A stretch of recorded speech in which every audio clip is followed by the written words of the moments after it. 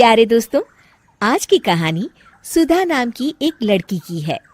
सुधा एक बहुत ही आलसी लड़की थी। घर के काम करना तो दूर, वो एक गिलास पानी के लिए भी अपनी माँ पर निर्भर थी। अरे अब उठ भी जा नालायक, 10 बजे तक सोती रहती है। अरे कुछ तो घरेलू लड़कियों वाले लक्षण दिखा। सोने दो ना माँ, क्यों परेशान कर रही हो? अरे भाग्यवान, क्यों मेरी बिटिया को तंग कर रही हो? सोने भी दो इसे। लो, बाप बेटी दोनों एक जैसे हैं। देख लेना, आपकी ये लाडली ससुराल जाके हमारी नाक कटाएगी।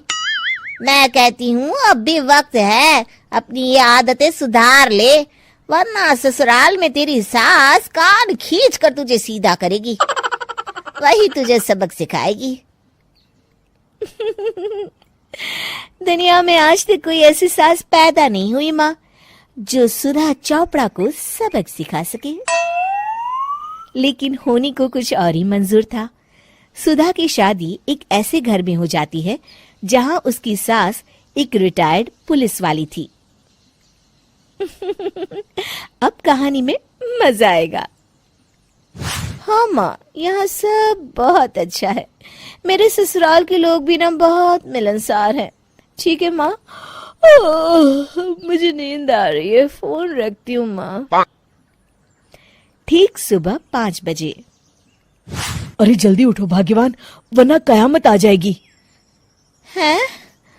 अरे क्या हुआ? कौन सी कयामत आ जाएगी? अरे मेरी माँ आ जाएगी। तुम नहीं जानती, इस घर में सिर्फ मेरी माँ का हुक्म चलता है। सबको सुबह 5 बजे बिस्तर छोड़कर हॉल में पहुंचना ही पड़ता है। अरे अब इंसान क्या अपनी नींद भी पूरी नहीं करेगा? यहाँ मजाक चल रहा है क्या? तभी वहां सुधा की सास आ जाती है। अटेंशन! मजाक तो तू समझ रही है बाबू, ये मेरा घर है और यहाँ हर किसी को डिसिप्लिन में रहना होगा। अटेंशन! अरे माँ जी, लेकिन इतनी सुबह कौन उठता है? कौन होता है मतलब? हम सभी उठते हैं, रोज उठते हैं, और अब से तुझे भी उठना पड़ेगा। आखिर मैं पुलिस वाली जो ठहरी। अटेंशन!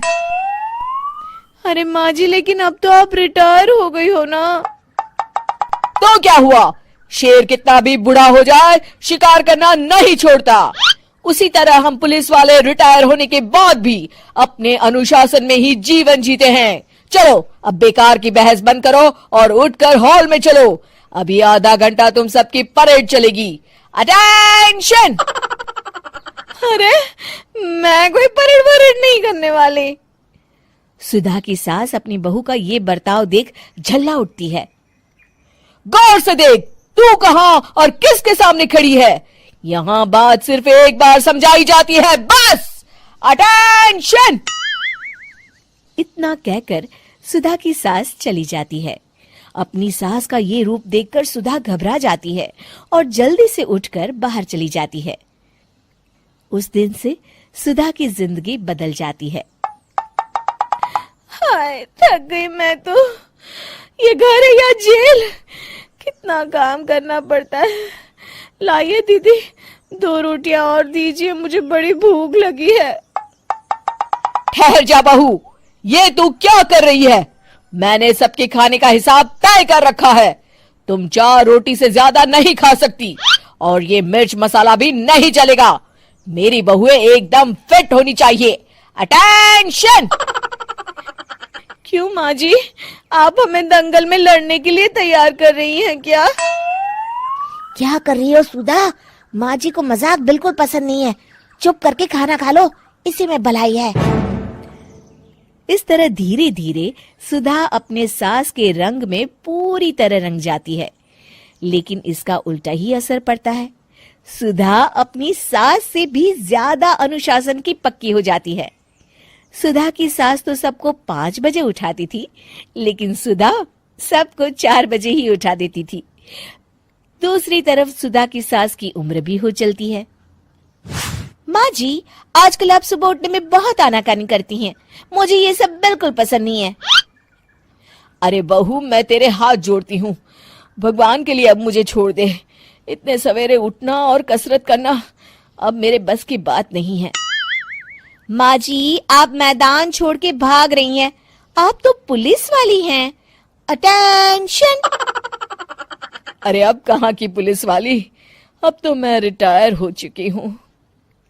बस बहुत हो गया, अब तुम सब जैसे चाहे वैसे जिंदगी जियो और मुझे भी जीने दो। अपनी सास को गिड़गिड़ाते देख सुधा मन ही मन मुस्कुराती है।